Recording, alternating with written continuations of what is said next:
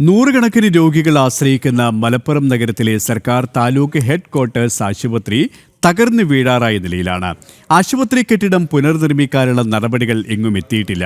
കെട്ടിടം സുരക്ഷിതമല്ലെന്നുള്ള അധികാരികളുടെ സാക്ഷ്യപത്രം നിലനിൽക്കുമ്പോഴും അത്യാഹിത വിഭാഗം ഉൾപ്പെടെ ഇവിടെ പ്രവർത്തിക്കുകയാണ്. മലപ്പുറം നഗരത്തിൽ ദിവസേന നൂറുകണക്കിന് രോഗികൾ ആശ്രയിക്കുന്നതാണ് താലൂക്ക് ആശുപത്രി. എന്നാൽ ആശുപത്രി കെട്ടിടം ഏതു നിമിഷവും തകർന്ന് നിലം പൊത്താവുന്ന അവസ്ഥയിലാണ്. കെട്ടിടം അൺഫിറ്റാണെന്ന അധികാരികളുടെ സാക്ഷ്യപത്രം ഉണ്ടെങ്കിലും അത്യാഹിത വിഭാഗം ഉൾപ്പെടെ ഇപ്പോഴും ഇവിടെ പ്രവർത്തിക്കുന്നുണ്ട്.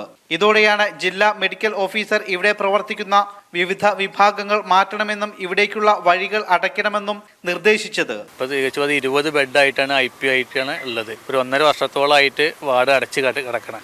തൊട്ടപ്പുറത്തോട് പൈലിംഗ് നടക്കുന്നുണ്ട്. അപ്പോൾ ജർക്ക് ചെയ്തിട്ട് ഇപ്പോൾ അപകട സാധ്യത വളരെ കൂടുതലാണ്. ആശുപത്രി നവീകരണത്തിന് കേന്ദ്ര സർക്കാർ 10 കോടിയോളം രൂപ അനുവദിച്ചിട്ടുണ്ടെങ്കിലും പുതിയ കെട്ടിട നിർമ്മാണം എങ്ങുമെത്തിയില്ല. ഈ തുക കൃത്യമായി വിനിയോഗിക്കാത്തതാണ് തിരിച്ചടി. ആശുപത്രിയിലെ ശോചനീയമായ കെട്ടിടം പൊളിക്കുന്നതും മേൽക്കൂരയിലെ സീലിംഗുകൾ അടർന്നു വീഴുന്നത് പേടിയോടെയാണ് ഇവിടെ എത്തുന്ന രോഗികൾ വീക്ഷിക്കുന്നത്. ജനം, മലപ്പുറം.